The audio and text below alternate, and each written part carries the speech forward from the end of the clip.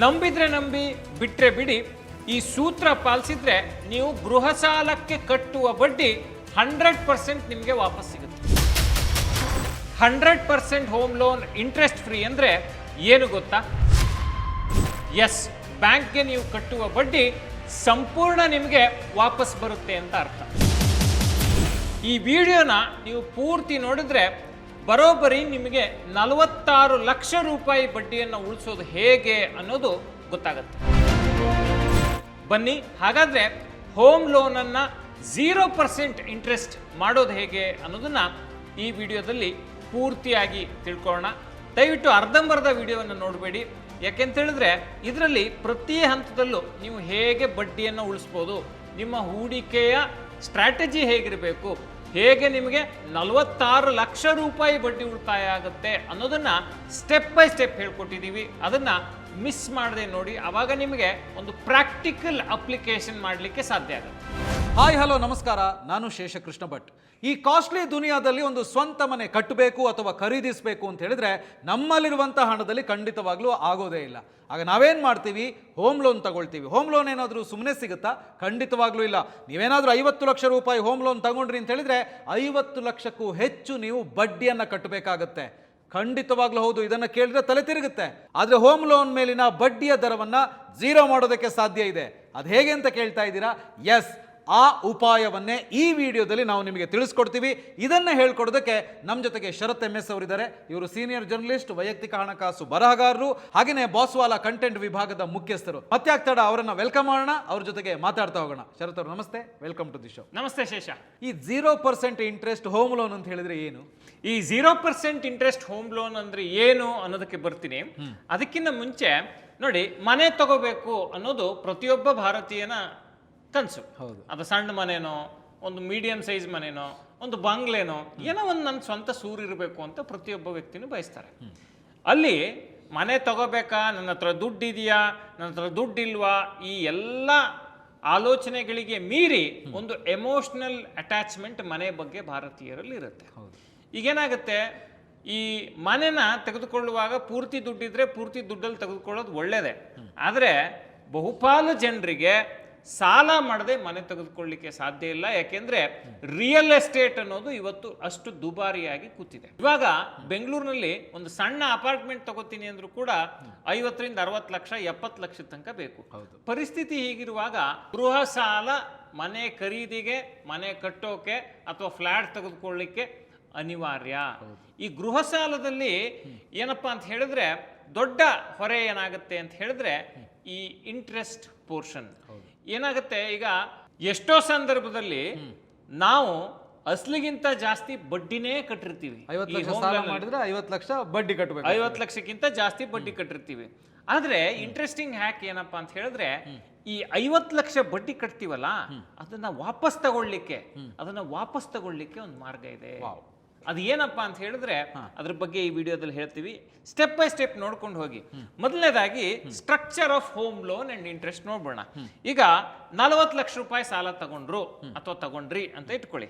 ಅದಕ್ಕೆ ಸಾಲ ಪಡೆದಿರುವ ಅವಧಿ ಎಷ್ಟಪ್ಪ ಅಂತ ಹೇಳಿದ್ರೆ 40 ಲಕ್ಷ ಸಾಲನ 20 ವರ್ಷಕ್ಕೆ. ಸಾಲದ EMI ಎಷ್ಟು ಬರುತ್ತೆ ಅಂತ ಹೇಳಿದ್ರೆ 35,989 ರೂಪಾಯಿ. 9% ಬಡ್ಡಿ ದರದಲ್ಲಿ ನಾವು EMI ಅನ್ನ ಲೆಕ್ಕಾಚಾರ ಮಾಡಿದೀವಿ. ಅಸ್ಲು ಮತ್ತೆ ಬಡ್ಡಿ ಸೇರಿ ಎಷ್ಟು ಕಟ್ತೀವಪ್ಪ ಅಂತ ಹೇಳಿದ್ರೆ 20 ವರ್ಷದ ಅವಧಿಗೆ 86,37,000 ರೂಪಾಯಿನ ಕಟ್ತೀವಿ. 40 ಲಕ್ಷ ಸಾಲಕ್ಕೆ 46,37,000 ರೂಪಾಯಿ ಬಡ್ಡಿಯನ್ನು ಇಲ್ಲಿ ಕಟ್ತೀವಿ. ಇದು ಹೋಮ್ ಲೋನ್ ಸ್ಟ್ರಕ್ಚರು. ಅಂದರೆ ಕ್ವಿಕ್ ಆಗಿ ಹೇಳ್ಬಿಡ್ತೀನಿ. 40 ಲಕ್ಷ ಸಾಲ, 20 ವರ್ಷ ಅವಧಿ, 35,989 ರೂಪಾಯಿ EMI, 9% ಇಂಟ್ರೆಸ್ಟಲ್ಲಿ ಇದನ್ನು ಕ್ಯಾಲ್ಕುಲೇಟ್ ಮಾಡಿದ್ದೀವಿ. ಅಸ್ಲು ಬಡ್ಡಿ ಎರಡು ಸೇರಿದರೆ 86,37,000 ರೂಪಾಯಿ ಆಗುತ್ತೆ. ಇದರಲ್ಲಿ 40 ಲಕ್ಷ ಅಸ್ಲಿನ ಪೋರ್ಷನ್ನು, 46,37,000 ಬಡ್ಡಿಯ ಪೋರ್ಷನ್ನು. ಗೃಹ ಸಾಲ ಎಷ್ಟು ಬಡ್ಡಿ ಹೊರೆ ಇರುತ್ತೆ ಅನ್ನೋದಕ್ಕೆ ಇದೊಂದು ಉದಾಹರಣೆ. ಹಾಗಂದ ತಕ್ಷಣ ಹಂಗಂದ್ರೆ ಮನೆ ತಗೊಳ್ಳೋದೇ ಬೇಡವಾ, ಇಷ್ಟೊಂದು ಬಡ್ಡಿ ಕಟ್ಟಬೇಕಲ್ಲ, ಮನೆ ತಗೊಳ್ಳೋದು ಬೇಡವಾ ಅನ್ನೋ ಪ್ರಶ್ನೆ ಇರುತ್ತೆ.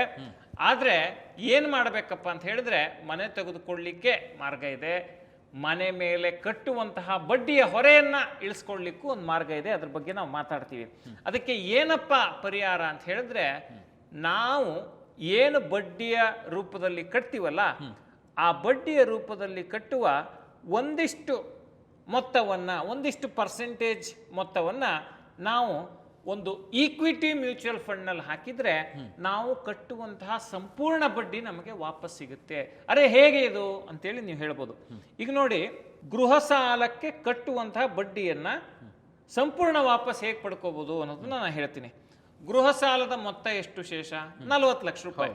40 ಲಕ್ಷ ರೂಪಾಯಲ್ಲಿ 0.16%, 40 ಲಕ್ಷದಲ್ಲಿ 0.16%ಅನ್ನು SIP ಮಾಡಿದ್ರೆ, 40 ಲಕ್ಷದಲ್ಲಿ 0.16% ಅಂದರೆ ಎಷ್ಟು ಅಂತ ಹೇಳಿದ್ರೆ 6,400 ರೂಪಾಯಿಯನ್ನು SIP ಮಾಡ್ತಾ ಹೋದರೆ ನೀವು ಸಾಲಕ್ಕೆ ಏನು ಬಡ್ಡಿ ಕಟ್ತಿರಲ್ಲ, ನಮ್ಮ ಲೆಕ್ಕಾಚಾರ ಪ್ರಕಾರ 46,37,000 ರೂಪಾಯಿ ಬಡ್ಡಿ ಕಟ್ತಿರಲ್ಲ, ಅದಷ್ಟು ಬಡ್ಡಿ ನಿಮಗೆ ವಾಪಸ್ ಬರುತ್ತೆ ಈ ಇನ್ವೆಸ್ಟ್ಮೆಂಟ್ ಮೂಲಕ.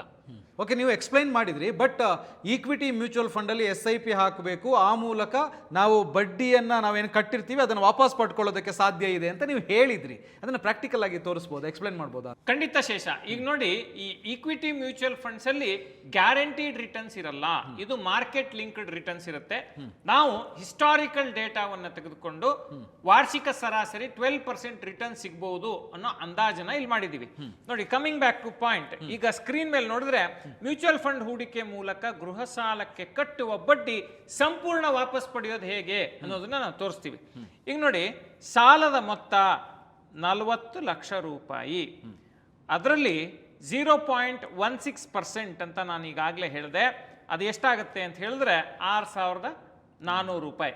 ಅಂದರೆ ಸಾಲದ ಮೊತ್ತ 40 ಲಕ್ಷ ಇದೆ, ಅದರಲ್ಲಿ 0.16% ಅಂತ ಹೇಳಿದ್ರೆ 6,400 ರೂಪಾಯಿಯನ್ನು ನಾವು ಮ್ಯೂಚುವಲ್ ಫಂಡ್ SIPಯಲ್ಲಿ ಹಾಕ್ತೀವಿ. ಎಷ್ಟು ವರ್ಷದ ಅವಧಿಗೆ ಅಂತ ಹೇಳಿದ್ರೆ 20 ವರ್ಷದ ಅವಧಿಗೆ ಪ್ರತಿ ತಿಂಗಳು ಹೂಡಿಕೆ ಮಾಡ್ಕೊಂಡು ಹೋಗ್ತೀವಿ. ಮ್ಯೂಚುವಲ್ ಫಂಡ್ ಹೂಡಿಕೆ ಮೇಲೆ ವಾರ್ಷಿಕ 12% ಲಾಭ ಸಿಗುತ್ತೆ ಅಂತ ನಾವು ಇದರಲ್ಲಿ ಅಂದುಕೊಂಡಿದ್ದೀವಿ. That's an assumption. ಮತ್ತೆ ಮಾರ್ಕೆಟ್ ಹಿಸ್ಟ್ರಿಯನ್ನು ತೆಗೆದುಕೊಂಡು ನಾವು ಗಣನೆಗೆ ತೆಗೆದುಕೊಂಡಿರುವಂಥ ಅಂಕಿಅಂಶ ಅದು. 20 ವರ್ಷದ ಬಳಿಕ ನಿಮ್ಮ ಒಟ್ಟು ಹೂಡಿಕೆಯ ಒಟ್ಟು ಮೌಲ್ಯ 63,31,000 ರೂಪಾಯಿ ಆಗಿರುತ್ತೆ. ಇದರಲ್ಲಿ ನಿಮಗೆ ಹೂಡಿಕೆ ಮೊತ್ತ ಅಂದರೆ ಈ 20 ವರ್ಷ SIPಯಲ್ಲಿ ಹೂಡಿಕೆ ಮಾಡಿರ್ತೀರಲ್ಲ, ಅದರ ಮೊತ್ತ 15,36,000 ರೂಪಾಯಿ. ಅದರಲ್ಲಿ ಈ 15,36,000 ರೂಪಾಯಿ ಕಳೆದ್ರೆ 47,95,000 ರೂಪಾಯಿ ಉಳ್ಕೊಳ್ಳುತ್ತೆ. ಅಂದರೆ ಈಗ ನಾವು ಒಟ್ಟಿಗೆ SIPಯಲ್ಲಿ ಹೂಡಿಕೆ ಮಾಡಿದಂಥ ಮೊತ್ತ 63,31,000 ರೂಪಾಯಿ, ಅದರಲ್ಲಿ ನಾವು ಕಟ್ಟಿದಂಥ ಹಣ 15,36,000 ರೂಪಾಯಿ. ನಾವು ಕಟ್ಟಿದ ಹಣವನ್ನ ವಾಪಸ್ ತೆಗೆದುಕೊಂಡ್ರು ಕೂಡ ನಮ್ಮ ಹತ್ರ ಬರೀ ಗೇನ್ಸೇ 47,95,000 ರೂಪಾಯಿ ಇರುತ್ತೆ. ಆದರೆ ನಾವು ಗೃಹ ಸಾಲಕ್ಕೆ 20 ವರ್ಷಗಳಲ್ಲಿ ಕಟ್ಟುವ ಬಡ್ಡಿ ಎಷ್ಟಪ್ಪ ಅಂತ ಹೇಳಿದ್ರೆ 46,37,000. ಇಲ್ಲಿ ಏನು ಗಮನಿಸ್ಕೋಬೇಕು ಅಂತ ಹೇಳಿದ್ರೆ, ಹೌದಪ್ಪ ನೀನು ಗೃಹ ಸಾಲಕ್ಕೆ ಅಲ್ಲಿ ಬಡ್ಡಿ ಕಟ್ತೀನಲ್ಲ, ಅದರಲ್ಲಿ 0.16% ಇಲ್ಲಿ ತಗೊಂಡ್ಬಂದು ಹೂಡಿಕೆ ಮಾಡುವಂತೀಯಲ್ಲ, ಆ ದುಡ್ಡು ಯಾರು ಕೊಡ್ತಾರೆ ಅಂತ ಕೇಳ್ತಿರಲ್ಲ, ಆ ದುಡ್ಡು ನಿಮಗೆ ಗಂಟಾಗಿ ವಾಪಸ್ ಬರುತ್ತೆ. ಯಾಕೆಂದ್ರೆ ಇಲ್ಲಿ ನಾವು ಹೇಳ್ತಿದ್ದೀವಿ 15.36 ಲ್ಯಾಕ್ 15,36,000 ರೂಪಾಯಿಯನ್ನ ಕಳೆದ್ರೂ ಸಹಿತ ನಿಮಗೆ 47,95,000 ರೂಪಾಯಿ ನಿಮಗೆ ಲಾಭ ಇಲ್ಲಿ ಸಿಗುತ್ತೆ, ಅಂದ್ರೆ ಗಳಿಕೆಯಲ್ಲಿ ಸಿಗುತ್ತೆ. ಆದ್ರೆ ನೀವು ಗೃಹ ಸಾಲಕ್ಕೆ ಕಟ್ಟುವ ಬಡ್ಡಿ ಎಷ್ಟು ಅಂತ ಹೇಳಿದ್ರೆ 46,37,000 ರೂಪಾಯಿ. ಅಲ್ಲಿಗೆ ಶೂನ್ಯ ಆಗೋಯ್ತು. ಕ್ವಿಕ್ ಆಗಿ ರೀಕ್ಯಾಪ್ ಮಾಡೋಣ. 40 ಲಕ್ಷ ಸಾಲ 20 ವರ್ಷದ ಅವಧಿಗೆ ತೆಗೆದುಕೊಂಡಿರೋದು, ಅದಕ್ಕೆ 40 ಲಕ್ಷ ಸಾಲದ 0.16% ಅಂತ ಹೇಳಿದ್ರೆ 6,400 ರೂಪೀಸನ್ನು 12% ರಿಟರ್ನ್ಸ್ನ ಎಕ್ಸ್ಪೆಕ್ಟೇಷನ್ನಲ್ಲಿ ನಾವು ಹೂಡಿಕೆ ಮಾಡಿದರೆ 20 ವರ್ಷದ ಬಳಿಕ ಹೂಡಿಕೆಯ ಒಟ್ಟು ಮೌಲ್ಯ 63,31,000 ರೂಪಾಯಿ ಆಗಿರುತ್ತೆ. ಆನಂತರ ನಾವು 20 ವರ್ಷಗಳಲ್ಲಿ SIPಗೆ ಹೂಡಿಕೆ ಮಾಡಿರ್ತೀವಲ್ಲ, ಆ ಮೊತ್ತ ಎಷ್ಟಪ್ಪ ಅಂತ ಹೇಳಿದ್ರೆ 15,36,000. ಅದನ್ನು ತೆಗೆದ್ರೆ ನಾವು ಹೂಡಿಕೆ ಮಾಡಿ SIPಯಲ್ಲಿ ಸಿಗುವ ಲಾಭದ ಪ್ರಮಾಣ ಎಷ್ಟು ಉಳ್ಕೊಳ್ಳುತ್ತೆ ಅಂತ ಹೇಳಿದ್ರೆ 47,95,000. ನಾವು ಗೃಹ ಸಾಲಕ್ಕೆ ಕಟ್ಟುವ ಬಡ್ಡಿ 20 ವರ್ಷಗಳಲ್ಲಿ ಎಷ್ಟಪ್ಪ ಅಂತ ಹೇಳಿದ್ರೆ 46,37,000 ರೂಪಾಯಿ. ಅಲ್ಲಿಗೆ ಇದೆಲ್ಲವನ್ನು ಕಳೆದ್ರೂ ಒಂದಷ್ಟು ದುಡ್ಡು ಉಳ್ಕೊಳ್ಳುತ್ತೆ. ಈ ಮೂಲಕ ನೀವು ಗೃಹ ಸಾಲಕ್ಕೆ ಕಟ್ಟುವಂತಹ ಬಡ್ಡಿಯ ಮೊತ್ತ ಶೂನ್ಯ ಆಗತ್ತೆ. ಈಗ ಬಹಳಷ್ಟು ಜನರಿಗೆ ಹೋಮ್ ಲೋನ್ ಎಲ್ಲಿ ತಗೊಳ್ಳೋದು ಅಂತ ಹೇಳಿ ಗೊತ್ತಾಗಲ್ಲ. ಸೊ ಈ ರಿಲಯಬಲ್ ಸೋರ್ಸ್ ಮುಖಾಂತರ ನಾವು ಎಲ್ಲಿ ತಗೊಳ್ಬೋದು ಅಂತ. ಈಗ ನೋಡಿ, ಹೋಮ್ ಲೋನ್ ತೆಗೆದುಕೊಳ್ಳುವಾಗ ಶೇಷ ಮೊದಲನೇದಾಗಿ ನಾವು ಸರಿಯಾದ ಲೆಂಡರ್ ಮೂಲಕ ಹೋಮ್ ಲೋನ್ ಅನ್ನು ತೆಗೆದುಕೊಳ್ಳೋ ಬಗ್ಗೆ ಸಾಕಷ್ಟು ಎಚ್ಚರಿಕೆ ವಹಿಸಬೇಕು. ಅದರಲ್ಲಿ ಒನ್ ಆಫ್ ದಿ ರಿಲಯಬಲ್ ಯಾರು ಈ ಲೋನ್ ಕೊಡ್ಲಿಕ್ಕೆ ಅಂತ ಹೇಳಿದ್ರೆ ಈ ಆದಿತ್ಯ ಬಿರ್ಲಾ ಹೋಮ್ ಲೋನ್ ಅಂತೇಳಿ ಇದೆ, ಅದನ್ನ ಕನ್ಸಿಡರ್ ಮಾಡ್ಬೋದು. ಈ ಆದಿತ್ಯ ಬಿರ್ಲಾ ಹೋಮ್ ಲೋನ್ ಅಂದ್ರಲ್ಲಿ 39 ಮಿಲಿಯನ್ ಆಕ್ಟಿವ್ ಕಸ್ಟಮರ್ಸ್ ಇದ್ದಾರೆ. 600 billion consolidated lending book, 600 billion ಸಾಲವನ್ನು ಕೊಟ್ಟಿದ್ದಾರೆ. 1094 ಬ್ರಾಂಚ್ಗಳು ದೇಶಾದ್ಯಂತ ಇದಾವೆ ಈ ಆದಿತ್ಯ ಬಿರ್ಲಾ ಹೋಮ್ ಲೋನ್. ಆದಿತ್ಯ ಬಿರ್ಲಾ ಅನ್ನೋದು ಎಲ್ಲರಿಗೂ ಗೊತ್ತಿರುವಂತ ನೋನ್ ಬ್ರ್ಯಾಂಡ್ ಅನ್ನೋದನ್ನ ನಾವಿಲ್ಲಿ ಹೇಳಬೇಕಾಗುತ್ತೆ. ಮತ್ತೆ ಕಾಂಪಿಟೇಟಿವ್ ಇಂಟ್ರೆಸ್ಟ್ ರೇಟ್ ಅಲ್ಲಿ ಇಲ್ಲಿ ಸಾಲ ಸಿಗುತ್ತೆ. ಯಾಕೆ ಇದನ್ನ ಒನ್ ಆಫ್ ದಿ ಆಯ್ಕೆಯಾಗಿ ಪರಿಗಣಿಸಬೇಕು ಅಂತ ಹೇಳಿದ್ರೆ 8.60% ಪರ್ ಆ್ಯನಮ್ ವಾರ್ಷಿಕ ಬಡ್ಡಿ 8.60% ಅಲ್ಲಿ ಸಿಗುತ್ತೆ. ಮತ್ತೆ ಲೋನ್ ಸೈಜ್ ಫ್ಲೆಕ್ಸಿಬಿಲಿಟಿ 15 ಲಕ್ಷಕ್ಕಿಂತ ಮೇಲ್ಪಟ್ಟು ಪ್ರಾಪರ್ಟಿಯ 90% ವ್ಯಾಲ್ಯೂವರೆಗೆ. ಅಂದರೆ ಈಗ ಯಾವುದೋ ಒಂದು ಪ್ರಾಪರ್ಟಿ 50 ಲಕ್ಷ ಇರುತ್ತೆ, ಇನ್ನೊಂದು ಪ್ರಾಪರ್ಟಿ 1.5 ಕೋಟಿ ಇರುತ್ತೆ, 2 ಕೋಟಿ ಇರುತ್ತೆ, 3 ಕೋಟಿ ಇರುತ್ತೆ. ಈಗ 10 ಲಕ್ಷ ಮೇಲ್ಪಟ್ಟು ಪ್ರಾಪರ್ಟಿಯ 90% ಆಫ್ ದಿ ವ್ಯಾಲ್ಯೂವರೆಗೆ ಇವರು ಲೋನನ್ನು ಕೊಡ್ತಾರೆ. ಮತ್ತೆ ಪ್ರಗತಿ ಹೋಮ್ ಲೋನ್ ಅಂತೇಳಿ ಒಂದು ಹೋಮ್ ಲೋನ್ ಸ್ಕೀಮ್ ಇದೆ.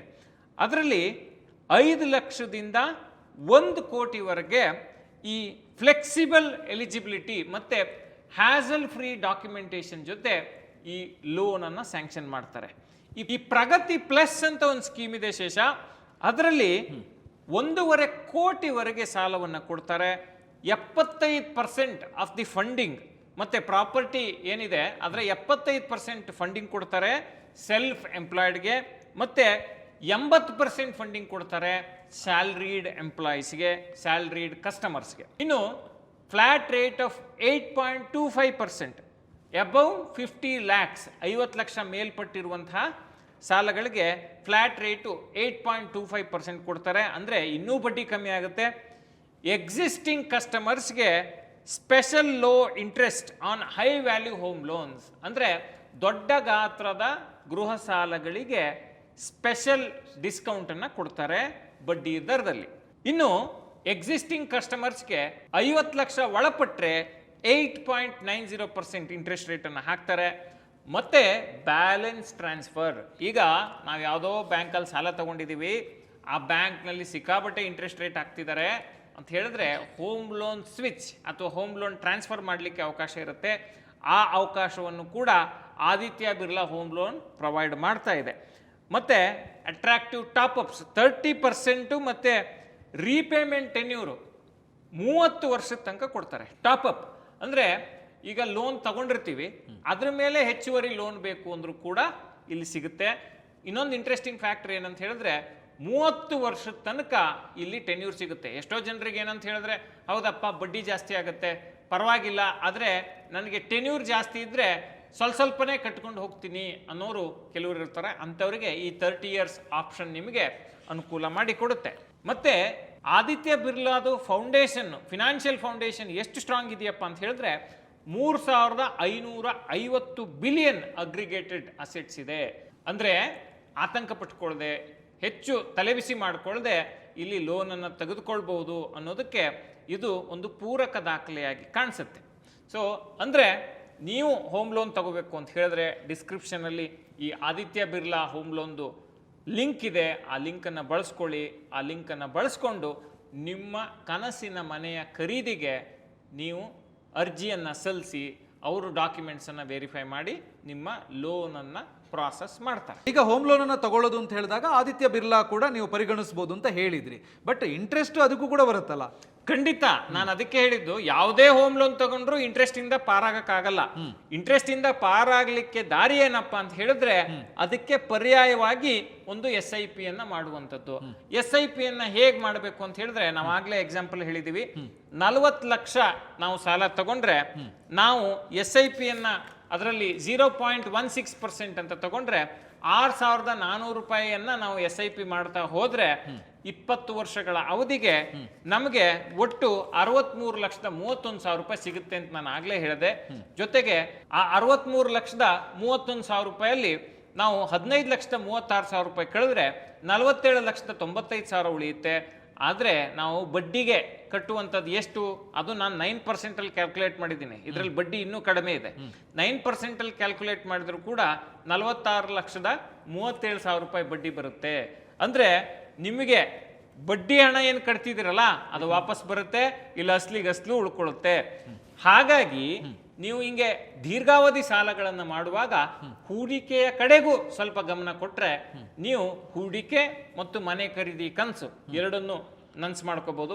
ಒಂದು ಪ್ರಶ್ನೆ ಇದೆ ಇಲ್ಲಿ. ಈಗ 40 ಲಕ್ಷಕ್ಕೆ ನಾವು ಎಕ್ಸಾಂಪಲ್ ಕೊಟ್ವಿ.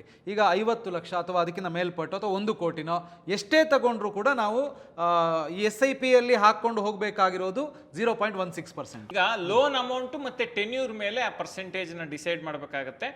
ಇದು ಒಟ್ಟಾರೆ ನಾವು ಈ ಎಕ್ಸಾಂಪಲ್ ಅಲ್ಲಿ ತಗೊಂಡ್ರೆ ನೀವು ಎಲ್ಲಿ ಗುರಿ ಮುಟ್ಬೋದು ಅನ್ನೋದನ್ನ ತೋರಿಸ್ಲಿಕ್ಕೆ ಇಲ್ಲಿ ನಾವು ಎಕ್ಸಾಂಪಲ್ ಅನ್ನ ಕೊಟ್ಟಿದ್ದೀವಿ. ಇದು ಬೇಸಿಕಲಿ ಇನ್ವೆಸ್ಟ್ಮೆಂಟ್ ಅಡ್ವೈಸ್ ಅಲ್ಲ. ಹೇಗೆ ನೀವು ಸಾಲ ತಗೊಂಡು ಬಡ್ಡಿಯ ಮೂಲಕ ಕಳ್ಕೊಂಡಿದ್ದನ್ನ ಹೂಡಿಕೆ ಮೂಲಕ ಪಡ್ಕೋಬಹುದು ಅನ್ನೋದಕ್ಕೆ ಇದು ಒಂದು ಮಾರ್ಗದರ್ಶನ ಅಷ್ಟೇ. ಇದನ್ನ ನಿಮ್ಮ ವಿವೇಚನೆ ಬಳಸಿ ಹೂಡಿಕೆ ನಿರ್ಧಾರಗಳನ್ನು ಮಾಡಿ. ನಿಮಗೆ ಅರ್ಥ ಆಗಲಿಲ್ಲ ಅಂತ ಹೇಳಿದ್ರೆ ಸೆಬಿ ರಿಜಿಸ್ಟರ್ಡ್ ಅಡ್ವೈಸರ್ಗಳ ನೆರವನ್ನು ಪಡ್ಕೊಳ್ಳಿ. Yes, thank you very much Sharath ಅವರು. ಯಾಕಂದರೆ ಹೋಮ್ ಲೋನ್ ಪಡ್ಕೊಳ್ಬೇಕಿದ್ರೆ ನಾನು ಕೂಡ ತಗೊಂಡಿದ್ದೀನಿ, ಭಯ ಆಗುತ್ತೆ, ಇಷ್ಟು ಇಂಟ್ರೆಸ್ಟ್ ಕಟ್ಟಬೇಕಲ್ಲ ಅಂತ. ಬಟ್ ಈ ಥರದ ಒಂದು ಈಸಿ ಮೆಥಡನ್ನು ನಾವು ಫಾಲೋ ಮಾಡಿದ್ವಿ ಅಂತ ಹೇಳಿದ್ರೆ ಈ ಕಡೆ ಬಡ್ಡಿ ಕಟ್ಟಿದ್ರು ಕೂಡ ಆ ಬಡ್ಡಿ ನಮಗೆ 10 ಇಯರ್ ಕಂಪ್ಲೀಟ್ ಆಗೋಷ್ಟೊತ್ತಿಗೆ ಈ ಕಡೆಯಿಂದ ಬಂದಿರುತ್ತೆ ಅಂತ ಹೇಳೋದು. Thank you once again. Thank you Shesha. Yes, so ನೋಡಿದ್ರಲ್ಲ, ಈ ವಿಡಿಯೋ ನಿಮಗೆ ಇಷ್ಟ ಆಗಿದೆ ಅಂದರೆ ಲೈಕ್ ಮಾಡಿ, ಶೇರ್ ಮಾಡಿ, ಹಾಗೆಯೇ ಬಾಸ್ವಾಲಾ ಕನ್ನಡ ಚಾನಲನ್ನು ಸಬ್ಸ್ಕ್ರೈಬ್ ಮಾಡಿ. ಬಾಸ್ವಾಲಾ, ಬಿ ದ ಬಾಸ್.